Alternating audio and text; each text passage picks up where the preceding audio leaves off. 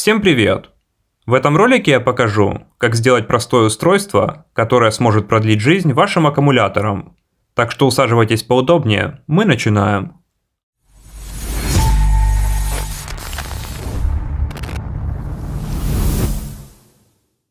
А для начала давайте узнаем, для чего нужно такое устройство. Как известно, аккумуляторы необходимо хранить в полузаряженном состоянии. Таким образом, они меньше теряют емкость. Это есть даже в iMax. Если выбираем режим хранения, то он начинает разряд аккумулятора до 3,7 вольт. А что делать, если у меня не один аккумулятор, а 13? Речь идет про электровелосипед, но это относится и к любым другим сборкам аккумуляторов. Так вот, я зарядил аккумуляторы на 100%, но потом наступили холода, и было принято решение закрывать велосезон. Но вот аккумы-то заряжены. Можно, конечно, потерпеть и покататься в холодрыгу. Мне такой вариант не понравился, и я решил сделать устройство, которое автоматом разрядит аккум до нужного напряжения. По размерам оно получилось не маленьким, но это все из-за радиатора, так как мы преобразовываем электрическую энергию в тепло. Можно было добавить кулер и уменьшить размеры, но это уже на вкус разработчика. Предлагаю переходить к схеме устройства. Состоит она из доступных деталей. Мозгом выступает операционник LM358. Задействовано обе его половины. Первая регулирует ток нагрузки. Работает это очень просто. Пока ток небольшой и на резисторе упало мало напряжения, на неинвертирующем входе напряжение выше, чем на инвертирующем, и на выходе операционника максимальное напряжение. А как только падение напряжения на резисторе становится больше, чем на неинвертирующем входе, то выходное напряжение начинает снижаться. Таким образом поддерживается стабильный ток нагрузки. Транзистор применил в корпусе TO-247, так как он может лучше передавать тепло. И желательно брать составной, чтобы снизить нагрузку на LM358. Еще стоит обратить внимание на область безопасной работы при выборе транзистора. Она показывает, при каком напряжении какой ток может пропустить через себя транзистор. Если превысить этот предел, то скорее всего транзистор придется выбросить. Второй операционный усилитель следит за уровнем входного напряжения. И пока оно выше, чем на подстроечном резисторе, на выходе 0 и транзистор закрыт. Как только напряжение падает ниже, чем на подстроечнике, открывается выходной транзистор и утягивает базу силового ключа на землю, тем самым завершая процесс разрядки. Резистор обратной связи убирает качели и создает некий гистерезис. Так как в момент отключения нагрузки напряжение на аккуме немного поднимется и может снова начаться цикл разрядки. Питание низковольтной части взято через стабилитрон.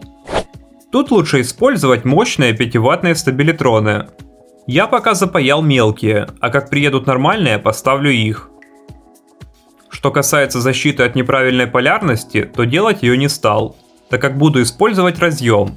Вы же можете поставить на входе диод. Еще добавил узел аппаратной термозащиты на предохранителе с нормально замкнутыми контактами, который разомкнет цепь при превышении определенной температуры. Печатная плата получилась компактной. Размеры брал под свой радиатор, а вам, возможно, придется перерисовать плату, но думаю, это не сложно. Саму печатку делал методом LUT. Радиатор отрезал под размер платы. Сделал в нем отверстие и нарезал резьбу. Для крепления буду использовать винты М3 и пластиковые стойки, распечатанные на 3D принтере. После сборки получаем вот такой бутерброд из платы, транзистора и радиатора. Выглядит очень здорово, но одним видом не удивишь, нужно проверить, как это работает. Снимать в гараже не вижу смысла. Имитировать аккумулятор можно и блоком питания. Он как раз отлично подходит. У меня аккумы на 48 вольт, а блок на 50. Первым делом необходимо настроить ток потребления. Для этого крутим подстроечный резистор до нужного значения. Выберу ток в 300 мА, так как при напряжении в 50 вольт это довольно нехилая мощность. Можно поиграться и с помощью тепловизора найти оптимальный ток потребления. Но эта настройка индивидуальная, не будем на ней зацикливаться.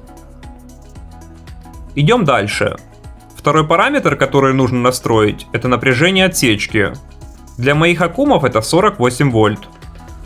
Если у вас другое напряжение, то нужно, во-первых, выбрать другой делитель напряжения с таким расчетом, что при напряжении отсечки в точке деления было 2,5 вольта. Соответственно, подстроечный резистор тоже нужно выкрутить на 2,5 вольта. А еще вам, возможно, понадобится изменить номинал стабилитрона, чтобы попасть в область нормальной работы. Так вот, настроили второй подстроечник и смотрим, как это работает. Когда напряжение выше 48 вольт, идет разряд аккума. Когда оно достигает 48 вольт, то разряд прекращается. Можно установить шаг поменьше и посмотреть, как работает гистерезис. Если начинаются качели, то следует уменьшить номинал резистора обратной связи. Еще вы могли заметить, что при отключении устройство продолжает потреблять некий ток. Тут можно было заморочиться и поставить транзистор по входу для полной отсечки. Но я этого делать не буду. Лучшая деталь та, которая отсутствует. Такой ток не сможет за ночь усадить аккум, поэтому остановлюсь на таком решении. На этом ролик подошел к концу. И как всегда, спасибо, что смотрите, и до новых встреч.